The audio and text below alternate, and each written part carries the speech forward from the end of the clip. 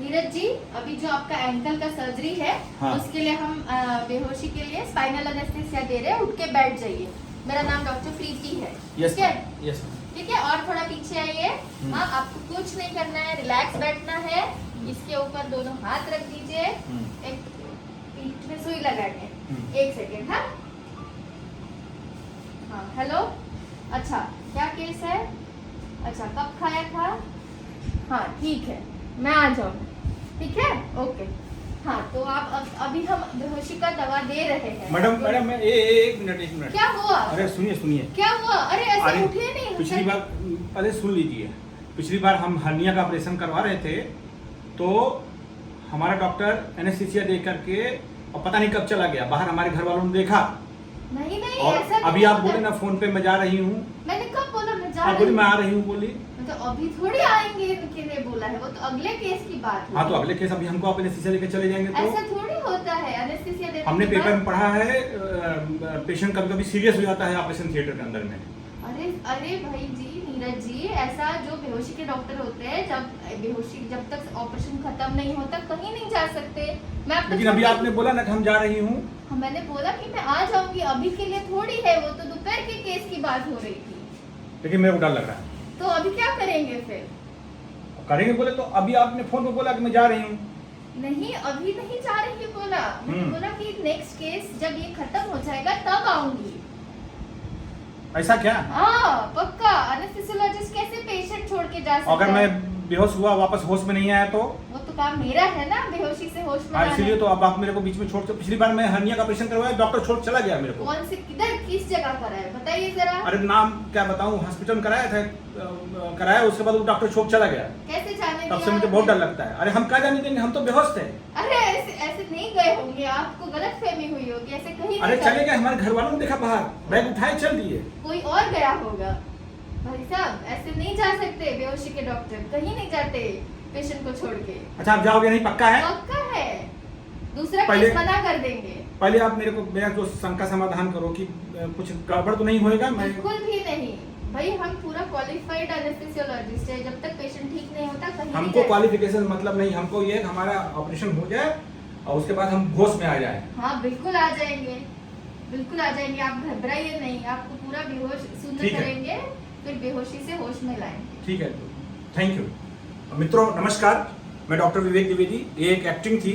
आज का टॉपिक है एनेस्थीसिया के ऊपर हम लोग डिस्कस करेंगे। डॉक्टर प्रीति दीक्षित है, मैं डॉक्टर विवेक द्विवेदी। आप हमारे साथ बने रहिए।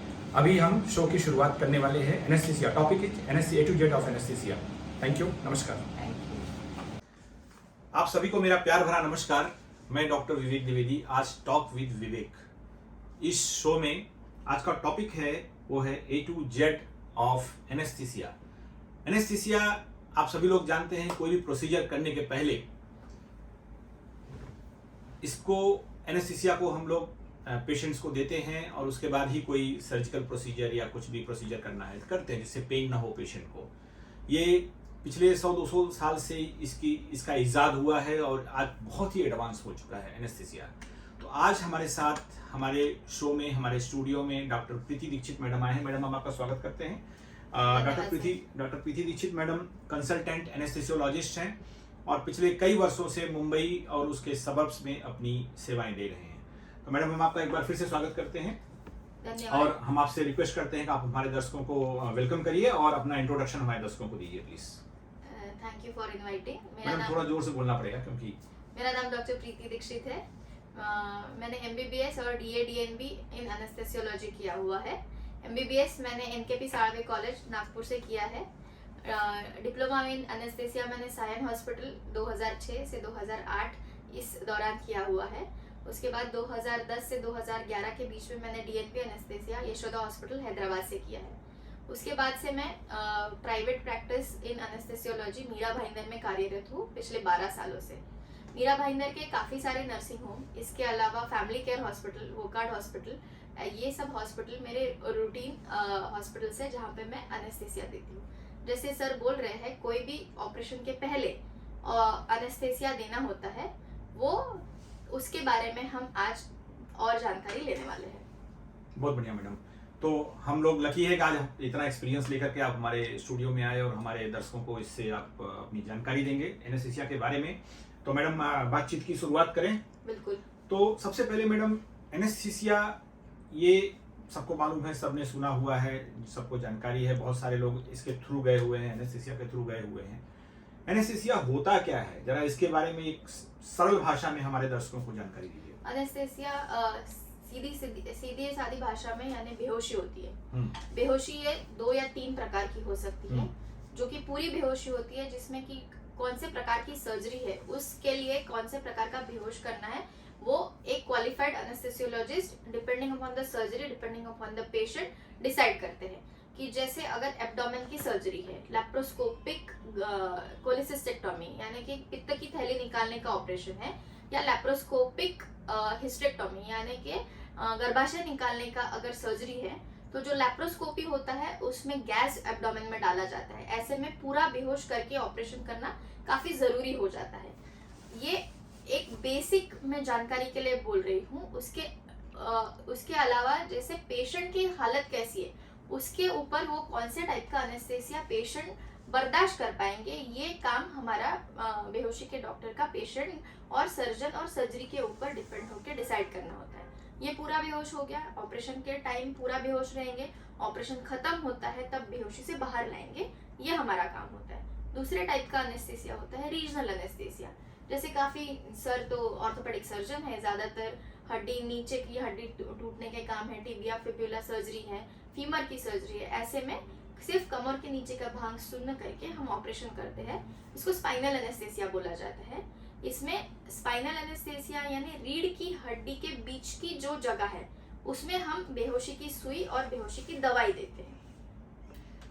ये स्पाइनल एनेस्थीसिया है। तीसरे टाइप का एनेस्थीसिया होता है ब्लॉक्स होते हैं, जो पर्टिकुलर ऊपर के हाथ की सर्जरी है तो उतना ही पोर्शन सुन्न करना, ये हमारा काम होता है। ये अलग अलग टाइप के एनेस्थीसिया होते हैं। ये सर्जरी के लिए बिना एनेस्थीसिया के सर्जरी करना पॉसिबल नहीं है। तो पेन रिलीफ, मसल रिलैक्सेशन और पेशेंट को सर्जरी के बारे में कुछ भी पता न रहना, उसकी याद न रहना और कोई ट्रॉमा नहीं होना, ये बेसिक काम एनेस्थेसियोलॉजिस्ट का होता है। जी, तो मुझे आज ये जो हमारा टॉक शो करने का उद्देश्य है कि हमारे दर्शक जाने कि एनेस्थीसिया वाले डॉक्टर करते क्या है, एनेस्थीसिया में क्या रिस्क है, क्या क्या प्रिकॉशंस लेते हैं और इसके बारे में जानना क्यों आवश्यक है। ठीक है, एनेस्थीसिया के जो डॉक्टर होते हैं वो क्या ट्रेनिंग क्या होती है, कैसे कैसे पढ़ते हैं, जरा उनके बारे में बताइए। डिग्रीज क्या क्या रहती है, कैसे कैसे रहती है।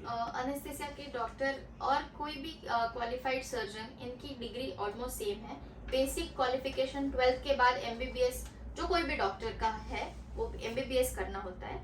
उसके बाद जैसे स्पेशलिस्ट के लिए कोई जनरल सर्जरी करता है, कोई गायनेक करता है, कोई ऑर्थो करता है, कोई प्लास्टिक सर्जरी, कोई पीडियाट्रिशियन, जैसे सर ने काफी टॉक शो किए हुए, वो 3 साल का डिग्री कोर्स है, MD या MS बोलते हैं। सेम गोज विद एनेस्थीसिया, हम लोग भी MD एनेस्थेसियोलॉजिस्ट बोला जाता है, वो 3 साल का कोर्स होता है।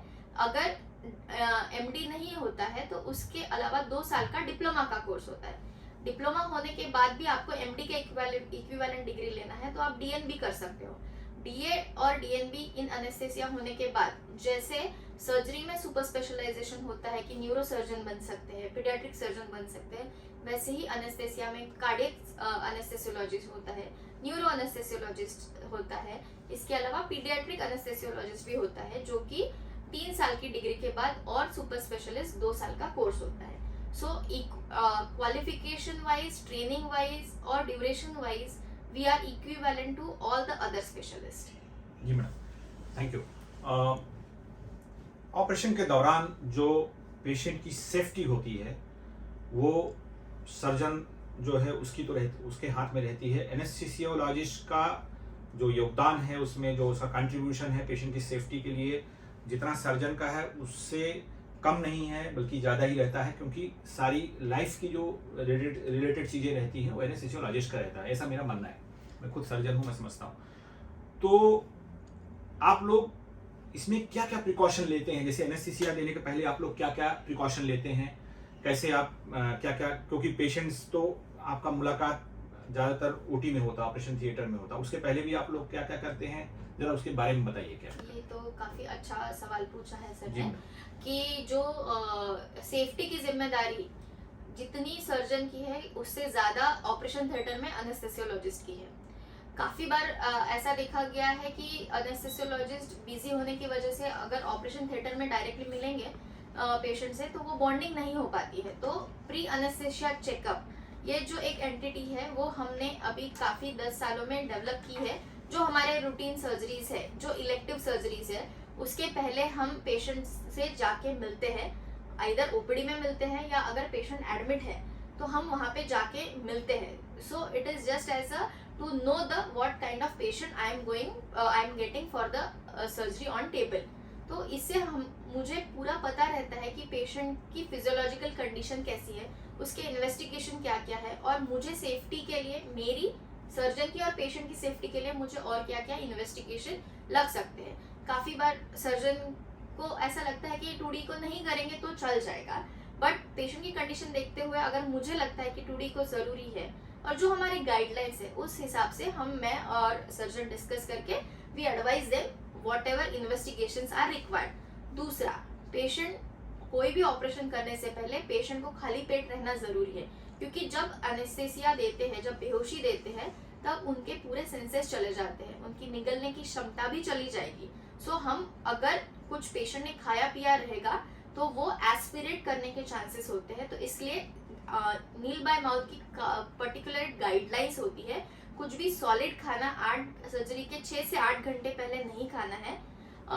लिक्विड डाइट 6 घंटे पहले नहीं लेना है। क्लियर लिक्विड आप 6 घंटे तक ले सकते हो, लेकिन 6 से 8 घंटे का खाली पेट रहना काफी जरूरी है। ये पेशेंट को समझाना कलेक्टिवली सर्जन और एनेस्थेसियोलॉजिस्ट का काम है। पेशेंट काफी बार डायबिटिक या हाइपरटेंसिव रह सकता है, तो जब डायबिटिक पेशेंट है और वो खाली पेट है तो डायबिटीज की दवा ना लेना, ये भी समझाने का काम जब हम पहले मिलते हैं तब हम करवा सकते हैं। बीपी की टैबलेट जैसे रूटीन जो रहती है वो डिपेंडिंग अपॉन कौन सी दवा है वो लेना या बंद करना, वो उसकी एडवाइस दी जाती है। काफी पेशेंट्स हाइपोथायराइड रहते हैं, भले ही वो खाली पेट हो लेकिन थायराइड की दवा लेना ये जरूरी होता है। ये सब बातें हम जब पेशेंट से पहले मिलते हैं, आइदर हम मिलते हैं या फिर रूटीन हमारे जो हॉस्पिटल्स है उसमें आरएमओज जो हमारे जूनियर डॉक्टर्स रहते हैं वो इन टच रहते हैं, उनको हम फोन पे इंफॉर्मेशन देते हैं और ये सब चीजें करवाते हैं, जो कि करना काफी जरूरी रहता है। जी मैम, किसी का भी ऑपरेशन होने जा रहा है तो आदमी डरा हुआ रहता है, उसको लगता है कि सेफ्टी कंसर्न हर आदमी को रहता है।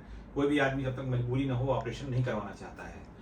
तो ऑपरेशन के दौरान आप पेशेंट की सेफ्टी को लेकर के आप क्या क्या प्रिकॉशन लेते हैं? आप मतलब एनेस्थेसियोलॉजिस्ट क्या क्या प्रिकॉशन लेते हैं, किस प्रकार से प्रिकॉशन लेते हैं, उसमें मशीनों का क्या इंपॉर्टेंस है और आपका क्या रोल रहता है, आपके टेक्नीशियन वगैरह रहते हैं उनका क्या रोल रहता है, जरा उसके बारे में थोड़ा संक्षेप में बताइए। एनेस्थेसिया में मशीन का इम्पोर्टेंस ऐसा रहता है कि anaesthesia is known to be equivalent to the aviation industry, कि एनेस्थेसिया और जो हमारा एयर विज्ञान है वो काफी मिलता जुलता है, कि जिसमें कि सेफ्टी या फिर margin of error is very less. तो हमको काफी विजिलेंट रहना पड़ता है। तो जैसे एविएशन में एटीसी या फ्लाइट, एविएशन मतलब जो हवाई जहाज वाली हवाई इंडस्ट्री है। जहाज की इंडस्ट्री, उसमें फ्लाइट के उधर का ब्लैक बॉक्स है या एयर ट्रैफिक कंट्रोल है, वैसे एनेस्थेसिया के लिए हमारा मशीन ये बहुत जरूरी और ये बहुत इम्पोर्टेंट हमारा साधन है कि पूरा हम जब बेहोश करते हैं पेशेंट को या आधा भी बेहोश करते हैं, तब हमारा जो ऑक्सीजनेशन और जो वेंटिलेशन है ये हमारे मशीन के थ्रू जाता है। तो ये मशीन हमारा ओटी में रहना, उसका फंक्शनिंग रहना और वो चेक करना, ये प्रायर चेक लिस्ट हमारी कोई भी ऑपरेशन चालू करने के पहले anaesthesiologist with their team members करना ये काफी जरूरी होता है। तो ये हम एक चेकलिस्ट होता है, machine checked, yes, oxygen available, nitrous available, हमारा इनहेलेशन अवेलेबल है कि नहीं, ये सब देखना ये ऑपरेशन शुरू होने के पहले का काम है। हम लोग काफी बार पर्दे के पीछे रहते हैं, इतना पेशेंट से मिले हुए नहीं रहते हैं, तो ये सब काम हम करते हैं, पेशेंट को पता नहीं रहता है, बट इस कामों के किए बिना हम सर्जरी आगे नहीं जाते। ये सारे प्रिकॉशन आप लोग लेते हैं। तो कहने का मतलब ये है कि जब सर्जरी शुरू हुआ तब से लेकर के और जब सर्जरी खत्म होता है उसके बाद भी आप लोग मॉनिटर करते हैं, और कितनी देर तक मॉनिटर करते हैं? सर ये तो हम चेक कर रहे हैं सर्जरी चालू करने के पहले, फिर बेहोश करने के बाद पेशेंट का पल्स, बीपी, बॉडी का ऑक्सीजन सैचुरेशन, रेस्पिरेटरी रेट, ये सब सही है कि नहीं, ये देखने का काम एनेस्थेसियोलॉजिस्ट का है। अगर सर्जरी में काफी ज्यादा ब्लड लॉस हो रहा है, उनका बीपी मेंटेन नहीं हो रहा है, तो ये सब कैसे करेंगे? आईवी फ्लूइड देके करेंगे, ब्लड देके करेंगे, ब्लड के सब्स्टिट्यूट देके करेंगे, ये सब देखना हमारा काम होता है। और हम बता सकते हैं कि अभी पेशेंट आप आगे नहीं बढ़ा सकते हो, तो आपको वेट करना है। ये सब एज अ टीम मेंबर जब ऑपरेशन होता है, as a captain of team anaesthesiologist बन जाता है। भले ही पहले पेशेंट सर्जन का होता हो, ऑपरेशन थिएटर में हमारी इक्वल रिस्पॉन्सिबिलिटी हो जाती है। जी, एनेस्थीसिया जो सर्जरी के साथ जो एनेस्थीसिया का जो एक तालमेल है या जो भी शुरुआत है, कितने साल पहले शुरू हुआ और शुरू में क्या करते थे? जब एनेस्थीसिया इतना डेवलप नहीं था उस समय क्या करते थे? ये तो काफी अच्छा क्वेश्चन है। 1858 में सबसे पहले 1858 में सबसे पहले एनेस्थेसिया का सक्सेसफुल डेमोन्स्ट्रेशन दिया गया है। WTG मॉर्टन जो हमारे एनेस्थेसियोलॉजिस्ट है, उन्होंने ईथर के और क्लोरोफॉर्म के जरिए ये दिखाया हुआ है कि एनेस्थेसिया से कितना इजी होता है सर्जरी। जब एनेस्थेसिया नहीं था तो पेशेंट को धर पकड़ करके और फटाफट सर्जरी करना, ये जैसे भी आपने सुना होगा कि surgery is successful but patient is not there, ऐसा जब होता था कि सर्जरी तो कर ली बट पेशेंट है कि नहीं। तो एनेस्थेसिया की वजह से काफी डिफिकल्ट सर्जरीज पॉसिबल हुई है, क्योंकि अगर पेशेंट शांत रहेंगे, हिलेंगे नहीं, तो जो काम करना है वो सही से होगा। जब एनेस्थेसिया का उतना मेडिसिन अवेलेबल नहीं थे, गैजेट्स अवेलेबल नहीं थे, तो काफी रिस्की हुआ करता था ये चीज। 25 साल से मैं देख रहा हूँ सर्जिकल फील्ड में, 1993 से देख रहा हूँ मैं, मतलब 25 नहीं बल्कि 29 ईयर्स हो गया। तो मैंने देखा उस समय की जो पेशेंट की सेफ्टी थी और आज की जो पेशेंट की सेफ्टी है, बहुत फर्क आ गया। पहले पेशेंट की सेफ्टी उतनी नहीं थी, पूरी कोशिश के बावजूद, क्योंकि टेक्नोलॉजी उतनी एडवांस नहीं थी। आज बहुत टेक्नोलॉजी एडवांस है। क्या क्या परिवर्तन आया है आपके देखते देखते? क्या क्या परिवर्तन आया, क्या क्या चेंजेस आए हैं फील्ड में एनेस्थीसिया में? जैसे मॉनिटर्स, जो हम 5 मॉनिटर बोलते हैं पेशेंट के ऊपर रहने चाहिए और कंप्लीटली वो चीज मॉनिटर होनी चाहिए। जैसे पेशेंट का हार्ट रेट है, पेशेंट का ब्लड प्रेशर है, पेशेंट का रेस्पिरेटरी रेट, पेशेंट की बॉडी का ऑक्सीजन और पेशेंट का एंड टाइडल CO2, ये 5 WHO गाइडलाइंस है कि जो कि मॉनिटर होना ही चाहिए पेशेंट में। और ये सब चीजें अभी डिमोनेटाइजेशन के टाइम से मशीन में इन्वेस्ट करना, और दूसरा कोविड के टाइम से सर्जन और बाकी सब लोगों ने भी इसका इम्पोर्टेंस जान के सब चीजें एनेस्थेसियोलॉजिस्ट की बात को मद्देनजर रखते हुए चीजें ली है ऑपरेशन थिएटर में डेवलप करने के लिए। उन्होंने भी इसका इम्पोर्टेंस जाना है, तो सेफ्टी लेवल ऑफ सेफ्टी बढ़ा है। और इसके अलावा ऑपरेशन के दौरान continuous presence of anaesthesiologist, vigilant anaesthesiologist, ये चीजों से सब सेफ्टी बढ़ती है। मतलब ऑपरेशन के दौरान एनेस्थेसियोलॉजिस्ट का रह के वो चीज मॉनिटर करना उतना ही इम्पोर्टेंट है। जी, हमारे दर्शकों के फायदे के लिए मैडम एक चीज बताइए। अभी तक सब फायदे क्या ही था, लेकिन इसमें एक स्पेसिफिक चीज बोल रहा हूँ। किसी भी हॉस्पिटल में ऑपरेशन करवा रहा है कोई भी पेशेंट, तो कभी पेशेंट को जानकारी होना आवश्यक है, उसका राइट भी है जानना कि ये आपके ऑपरेशन थिएटर में ये है कि नहीं है। तो कुछ चीजें बताइए जो ऑपरेशन थिएटर में होना ही मांगता है, वो क्या क्या चीजें हैं? कौन कौन सी मशीन ऐसी होनी चाहिए? एनेस्थेसियोलॉजिस्ट तो रहेगा, उसका मशीन कौन कौन सी होनी चाहिए? Anaesthesiologist, vigilant anaesthesiologist through out the surgery, पूरा ऑपरेशन के वक्त होना जरूरी है। एनेस्थेसिया मशीन होना जरूरी है। उसका नाम क्या है एनेस्थेसिया मशीन का? एनेस्थेसिया वर्क स्टेशन बोला जाता है या बॉयल्स मशीन बोला जाता है। वर्क स्टेशन बोलेंगे तो काफी एडवांस आ जाता है विथ वेंटिलेटर, जिससे कि जनरल एनेस्थेसिया देने की सेफ्टी काफी बढ़ी है। जैसे आप अभी क्वेश्चन पूछ रहे थे कि सेफ्टी बढ़ी है, तो जब मशीन विथ वेंटिलेटर नहीं होता था तो हम हाथ से अम्बू बैग करते थे। तो काफी बार ऐसा होता है कि अम्बू बैग हाथ से करने में, मतलब ये ऐसा हो भी सकता है कि अगर मैं टेंशन में हूँ कि अरे पेशेंट का बीपी नहीं है, तो मैं फटाफट अम्बू करूँ, और फिर मैं रिलैक्स हूँ तो मैं आराम से अम्बू करूँ। बट जब हम वो मशीन में जो चीज सेट कर देते हैं, वो जैसा मुझे चाहिए वो वैसा करेंगे। ओके, तो ये मशीन होना जरूरी है, मॉनिटर्स होना जरूरी है। कौन सा मॉनिटर नाम? Multi para monitor operation theatre में होना जरूरी है, जो कि 5 पैरामीटर पेशेंट के जरूर होंगे।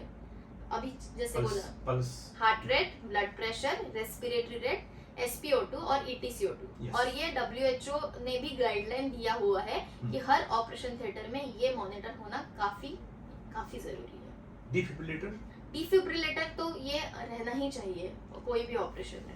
जी, डिफिब्रिलेटर क्या होता है मैडम?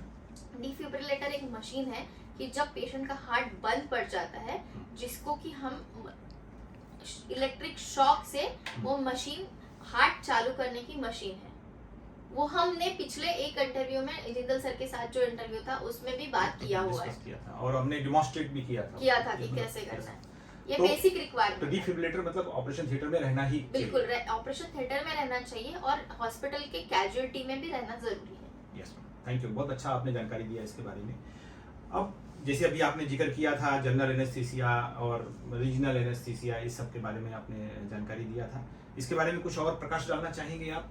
Regional anaesthesia, general. एक चीज और क्वेश्चन था मेरा, बहुत सारे पेशेंट्स को स्पाइनल एनेस्थीसिया आप लोग देते हैं, उसके कई साल बाद, 2 साल बाद, 6 महीना बाद, खास करके लेडीज वगैरह में बोलते हैं डॉक्टर साहब यहाँ पे कमर में इंजेक्शन दिया था उसकी वजह से दर्द हो रहा है। और ये 1-2 नहीं बता रहा हूँ, सैकड़ों ऐसे पेशेंट आते हैं। हम लोग उनको समझाते हैं कि इंजेक्शन की वजह से दर्द नहीं होगा क्योंकि नीडल बहुत पतली रहती है। तो उसके बारे में आप कुछ एक बार बोल दीजिए, कम से कम हमारे दर्शकों का जो डाउट है वो क्लियर हो जाएगा कि उससे दर्द हो सकता है क्या। देखिए, मैंने खुद 2 बार स्पाइनल एनेस्थीसिया लिया हुआ है, तो ये जो पेशेंट भी बोलते हैं तो उनको भी मैं वही समझाती हूँ कि स्पाइनल एनेस्थीसिया की वजह से दर्द नहीं होता है। प्रेगनेंसी के दौरान जो रूटीन चेंजेस होते हैं उसकी वजह से कमर दर्द हो सकता है। स्पाइनल में पहले काफी मोटी नीडल आया करती थी, अब वो इतनी पतली है कि जिससे कि कमर का दर्द होना लाजमी ही नहीं है, और वो एक मन में बैठ गई है बात। वो स्पाइनल नीडल से कोई बैकएक होता है नहीं, और हम लोग काफी पतली नीडल यूज करते हैं, तो वो एक मिथ ही समझ लीजिए। मैडम का कहने का मतलब है कि जो हम लोग नीडल यूज करते हैं स्पाइनल मतलब कमर में इंजेक्शन दे करके पैर को सुन्न करने के लिए, ड्यूरिंग प्रेगनेंसी वगैरह भी देते हैं और डिलीवरी वगैरह के समय, और वैसे भी ऑपरेशन वगैरह करने के लिए, पैर का ऑपरेशन करने के लिए करते हैं, कभी कभी पेट का करने के लिए भी करते हैं आप लोग, तो उसकी वजह से कमर में दर्द नहीं होगा। क्योंकि एक्चुअली देखा जाए तो वो बाल के बराबर ही मोटा होता है, उसकी वजह से कमर में दर्द नहीं होता है। कमर में दर्द अगर हो रहा है तो उसकी कुछ और वजह होगी, वो वजह नहीं, उसके लिए आप किसी हड्डी के डॉक्टर को दिखा सकते हैं। अच्छा, हाँ, डॉक्टर विवेक द्विवेदी को दिखाइए जरूर। अच्छा, बहुत सारे पेशेंट्स का मैडम ये कंसर्न रहता है कि हम बेहोश करेंगे तो होश कब आएगा, कैसे, तो उनके क्या क्या प्रश्न रहते हैं, उनका निराकरण अभी बता दीजिए हमारे शो में। आपसे पूछते होंगे पेशेंट्स तो उसका जवाब क्या देते हो और क्वेश्चंस क्या रहते हैं? बिल्कुल, वो पूछते हैं कि ऑपरेशन के समय अगर होश आ गया तो कैसे करेंगे, बट ये एक वो रिस्पॉन्सिबिलिटी पूरी एनेस्थेसियोलॉजिस्ट की है कि अगर पूरा बेहोश कर रहे हैं तो वो जो दवा देते हैं बेहोशी की, वो ऑपरेशन होने तक वो दवा असर करे उतना डोज उस हिसाब से दिया जाता है। जैसे anaesthesiologist depending upon age of the patient, की बच्चा है, मिडिल एज है या बूढ़ा है, उस हिसाब से उनके फिजियोलॉजिकल कंडीशन और वजन के हिसाब से उनके डोज का मात्रा कम ज्यादा करते हैं जितना रिक्वायरमेंट है। उसके साथ साथ ये तो उनकी फिजियोलॉजिकल कंडीशन हो गई, उसके साथ साथ जो मेरे ऑपरेशन थिएटर में मेरे मॉनिटर्स है वो भी मुझे हेल्प करके बताते हैं कि मुझे अगला डोज कितने जल्दी या कितने देर से देना है। So adequate dose throughout the surgery देना ये मेरा काम है, और ये मैं काफी विजिलेंटली करती हूँ क्योंकि मैं पूरा टाइम पेशेंट के साथ रहती हूँ। तो ऑपरेशन में वो बेहोशी कम ज्यादा होने का सवाल ही नहीं होता, वो देखना ही हमारा काम है पूरे बेहोश करते हैं जब। बट जब स्पाइनल एनेस्थीसिया होता है और काफी यंग पेशेंट है, वो काफी एंग्शियस होते हैं, तो उनका ये एक प्रश्न रहता है कि आप हमें स्पाइनल मत दीजिए, हमको कुछ नहीं देखना है। बट जनरली सर्जरी तो वैसे भी नहीं देख सकते हैं कि सब हम कवर किया जाता है, पेंटिंग ड्रेपिंग करके पूरा कपड़े से ढका जाता है वो चीज। तो तब ऐसे एंग्शियस पेशेंट को नींद की दवा देना, वो भी कितना दवा देना वो पेशेंट के नीड के हिसाब से डिसाइड किया जाता है। और काफी बार जो कि सर्जन से पेशेंट मिले हुए रहते हैं, हमसे कम टाइम मिला रहते हैं, तो वो बोलते हैं कि भाई थप्पड़ से डर नहीं लगता, प्यार से डर लगता है, तो सर्जरी से तो डर नहीं लगता, एनेस्थीसिया से डर लगता जरूरत नहीं। अगर क्वालिफाइड एनेस्थेसियोलॉजिस्ट है और वो पूरा टाइम आपके साथ ऑपरेशन थिएटर में मौजूद है तो किसी भी चीज की डरने की जरूरत है नहीं। बहुत बढ़िया मैडम, बहुत अच्छा जानकारी दिया आपने। एक बार मैं फिर से वो क्वेश्चन पे फिर वापस आऊंगा। पेशेंट का बहुत बड़ा एप्रीहेंशन रहता है, मैं भी पेशेंट रह चुका हूँ, मैंने भी गले का ऑपरेशन कराया है। ऑलमोस्ट आजकल 50% लोग का कुछ न कुछ तो हो ही जाता है 40-50 तक पहुँचते पहुँचते। किसी लेडीज है तो सीजेरियन में चला गया, जेंट्स है तो कुछ न कुछ है, लेडीज में भी जो भी है। तो वो लोग डरते हैं हमारे लाइफ को कोई रिस्क तो नहीं है ऑपरेशन थिएटर के अंदर में, और ऑब्वियसली आप लोग उसकी सेफ्टी करते हो। तो एक बार उनका एप्रीहेंशन जो रहता है उसके बारे में एक बार फिर से इस पे एक बार उनका जो भय है उसका एक बार निराकरण कर दीजिए कि भाई कोई खतरा नहीं है, एकदम सेफ है। स्टेटिस वगैरह कुछ बताना है बता दीजिए।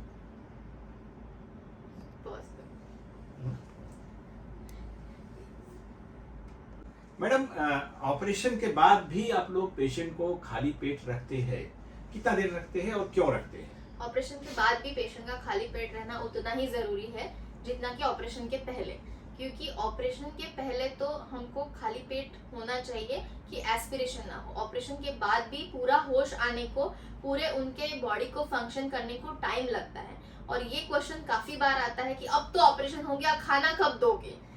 बट उतना ही जरूरी वो पोस्ट ऑफ में भी खाली पेट रहना 4 से 6 घंटा जरूरी है, depending upon what type of surgery. काफी बार पेट की सर्जरी में तो 2-2 दिन खाली पेट रहना पड़ता है जब तक पेट का फंक्शन कंप्लीट ना हो। बट बेहोशी के हिसाब से कम 6 घंटा ऑपरेशन के बाद भी खाली पेट रहना उतना ही जरूरी हो जाता है। जी मैडम। अब मैडम लास्ट में आप हमारे दर्शकों को आज जो हमने डिस्कस किया है एनेस्थीसिया के बारे में, उसके बारे में जरा इनको हमारे दर्शकों को टेक होम मैसेज उसको बोलते हैं वो बताइए। एनेस्थीसिया के बारे में जो भी आपने बोला है उसका एक सारांश या टेक होम मैसेज में मैं सब दर्शकों को यही बताना चाहूंगी कि know your anaesthesiologist, choose your anaesthesiologist wisely and demand for the qualified anaesthesiologist always.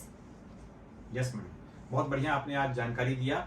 और एक इसमें मैं ऐड करूंगा कि पेशेंट को ये भी ध्यान रखना चाहिए कि जहाँ पे करवा रहे जो सेटअप है ऑपरेशन थिएटर का सेटअप एकदम फुल फंक्शनल बढ़िया होना चाहिए।